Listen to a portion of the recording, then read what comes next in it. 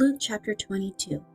Now the feast of unleavened bread drew near, which is called Passover, and the chief priests and the scribes sought how they might kill him, for they feared the people. Then Satan entered Judas, surnamed Iscariot, who was numbered among the 12. So he went his way and conferred with the chief priests and captains how he might betray him to them. And they were glad and agreed to give him money. So he promised and sought opportunity to betray him to them in the absence of the multitude.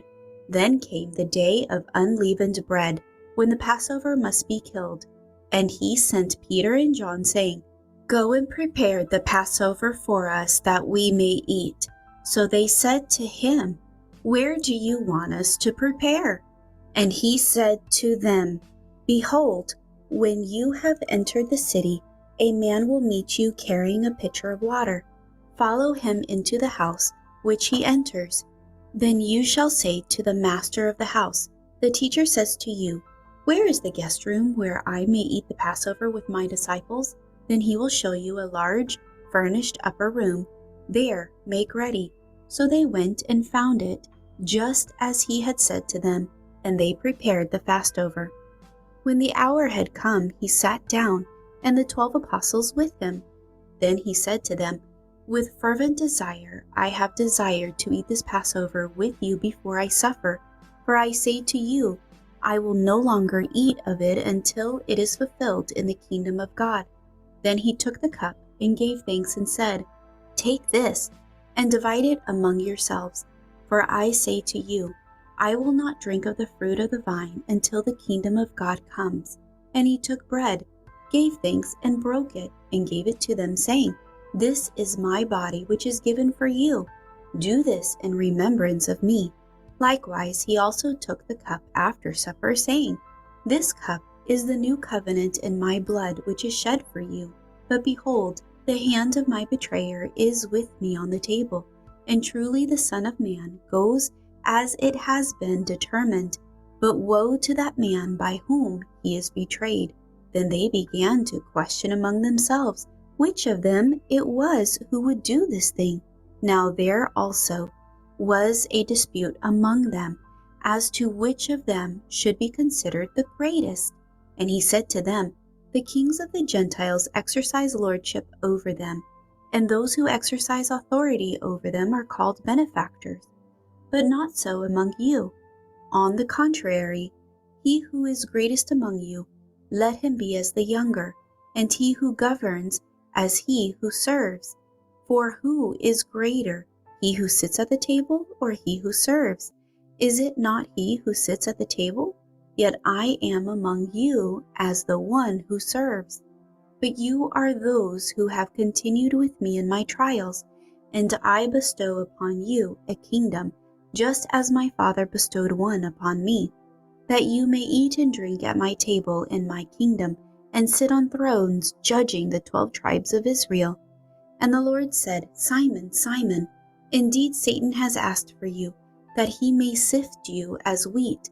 But I have prayed for you, that your faith should not fail. And when you have returned to me, strengthen your brethren." But he said to him, "Lord, I am ready to go with you both to prison and to death." Then he said, "I tell you, Peter, the rooster shall not crow this day before you will deny 3 times that you know me."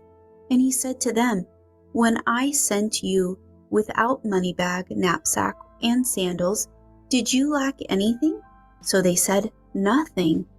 Then he said to them, "But now he who has a money bag, let him take it, and likewise a knapsack, and he who has no sword, let him sell his garment and buy one. For I say to you, that which is written must still be accomplished in me." And he was numbered with the transgressors, for the things concerning me have an end. So they said, "Lord, look, here are 2 swords." And he said to them, "It is enough." Coming out, he went to the Mount of Olives, as he was accustomed, and his disciples also followed him. When he came to the place, he said to them, "Pray that you may not enter into temptation." And he was withdrawn from them about 10 stones' throw. And he knelt down and prayed, saying, Father, if it is your will, take this cup away from me. Nevertheless, not my will, but yours be done. Then an angel appeared to him from heaven, strengthening him. And being in agony, he prayed more earnestly. Then his sweat became like great drops of blood falling down to the ground. When he rose up from prayer and had come to his disciples, he found them sleeping from sorrow. Then he said to them, Why do you sleep? Rise and pray, lest you enter into temptation. And while he was still speaking, behold, a multitude, and he, who was called Judas, one of the 12, went before them and drew near to Jesus to kiss him. But Jesus said to him, Judas, are you betraying the Son of Man with a kiss? When those around him saw what was going to happen, they said to him, Lord, shall we strike with the sword? And one of them struck the servant of the high priest and cut off his right ear. But Jesus answered and said, Permit even this. And he touched his ear and healed him. Then Jesus said to the chief priests, captains of the temple, and the elders who had come to him, Have you come out as against a robber with swords and clubs? When I was with you daily in the temple, you did not try to seize me, but this is your hour and the power of darkness. Having arrested him, they led him and brought him into the high priest's house. But Peter followed at a distance.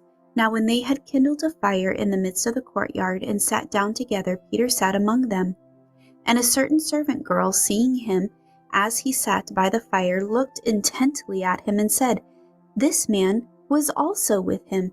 But he denied him, saying, Woman, I do not know him. And after a little while another saw him and said, You also are of them. But Peter said, Man, I am not. Then after about an hour had passed, another confidently affirmed, saying, Surely this fellow also was with him, for he is a Galilean. But Peter said, Man, I do not know what you are saying. Immediately, while he was still speaking, the rooster crowed, and the Lord turned and looked at Peter. Then Peter remembered the word of the Lord, how he had said to him, Before the rooster crows, you will deny me 3 times.